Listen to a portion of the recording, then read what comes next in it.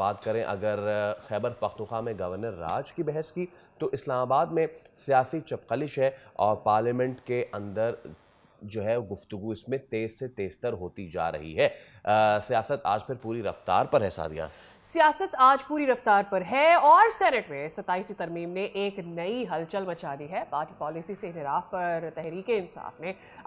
اپنے ہی سینیٹر سیف اللہ ابڑو کو show cause جاری کروا دیا ہے۔ جی ہاں، ادھر پارلیمنٹ میں مولانا فضل الرحمان نے 27ویں ترمیم کو کھل کر چیلنج کر دیا ہے۔ کہتے ہیں کہ ترمیم متنازع ہے، اسے آئین کے ٹائٹل پر زخم سمجھا جائے اور حکومت غلطیاں واپس لے کر آئین کو درست کرے۔ تو ملکی سیاست میں پارلیمنٹ کے اندر اختلافات اور باہر گورنر راج کی بحث چل رہی ہے۔ حالات کس کروٹ بیٹھیں گے بہت جلد پتہ چل جائے گا۔ انہی سب معاملات پر آج ہم بات کرنے جا رہے ہیں۔ ہمارے ساتھ ایڈوکیٹ حافظ احسان موجود ہے، ماہر قانون ہے۔ سر السلام علیکم اینڈ ویری گڈ مارننگ۔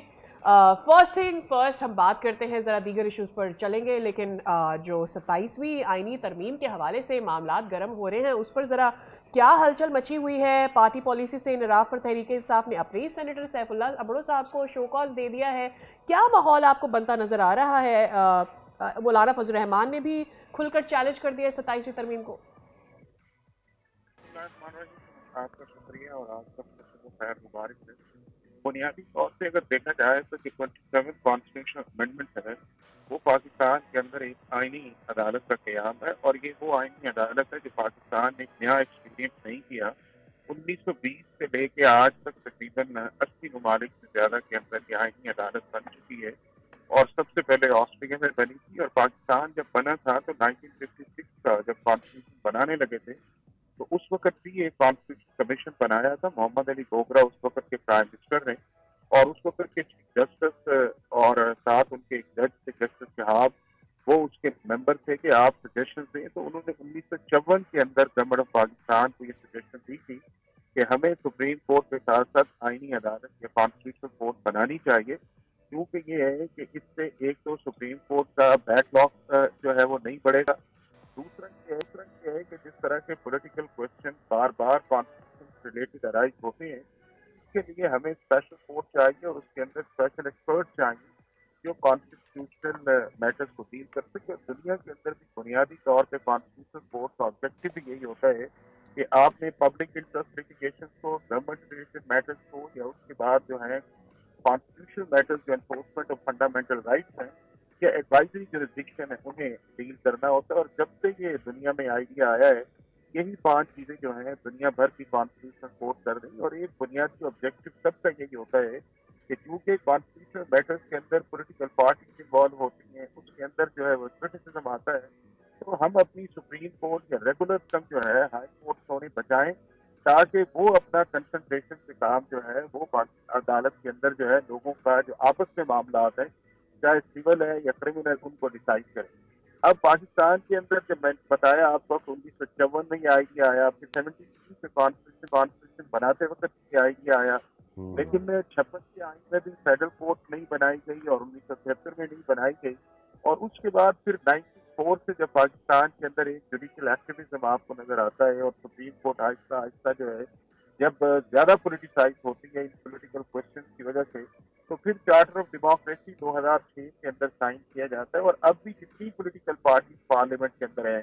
چاہے پی ٹی آئی ہے، چاہے جے یو آئی ہے، پی پی ہے یا پی ایم ایل این یا اور بھی نیشنلسٹ پارٹیز ہیں،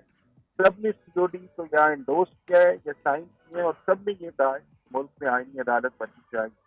اب یہ ہے کہ ایک اٹیمپٹ 2024 کے اندر آپ کو نظر آئی کہ جب کانسٹیٹیوشن امینڈمنٹ 26 آئی، جی اور اس کے اندر بھی ہے کہ پی ٹی آئی کو آن بورڈ کیا گیا، بٹ وہ کانسٹیٹیوشن بینچ کی طرف چلے گئے، اور اس کا ایک آئیڈیا اچھا تو تھا کہ وقتی طور پہ ان چیزوں کو چلایا جائے، بٹ افیکٹو اس لیے نہیں ہو سکا کہ ہم نے ساری سپریم کورٹ کو اور اس کے بعد کانسٹیٹیوشنل بینچ کو ہم نے کوشچن مارک کر دیا۔ اب یہ ہے کہ وہ عدالت تو بنا دی گئی ہے، بٹ چونکہ پولیٹیکل ڈفرینسز اپنی جگہ ہوتے ہیں یا براڈر کنسنسس ہر پولیٹیکل پارٹی ایکسپیکٹ کرتی ہے،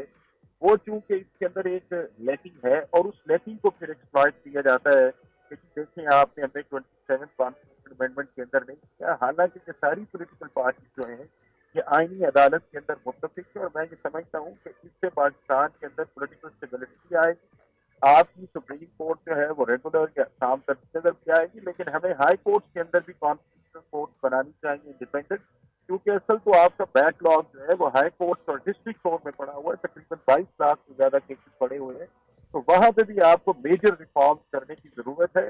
باقی یہ ہے کہ پولیٹیکل پارٹیز ڈیفینیٹلی کبھی بھی جو ہے وہ اگر گورنمنٹ کے اندر ہوں، الائڈ ہوں، تو ایک دوسرے کو سپورٹ کرتی ہیں، لیکن نہیں ہے تو پھر آپ کے سامنے کئی طرح کی تعویلیں آتی ہیں، اور وہی تعویلیں اب آپ کو نظر آ رہی ہیں کہ باوجود اس چیز کے جس کو پبلکلی اکنالج کیا گیا ہے کہ پاکستان کے اندر آئین کی عدالت بننی چاہیے، اس کو اس طرح کرٹیسائز صرف ٹائمنگ کی بنیاد کے اوپر کی بنیاد پہ کیا جا رہا ہے، اور میرا خیال یہ ہے کہ اس کے اندر کانسٹیٹیوشنل سبسٹنس نہیں. ایبسلیوٹلی. بہت شکریہ احسان صاحب. It was wonderful to have you on the show. Subscribe کریں اور بیل دبائیں تاکہ کوئی خبر رہ نہ جائے.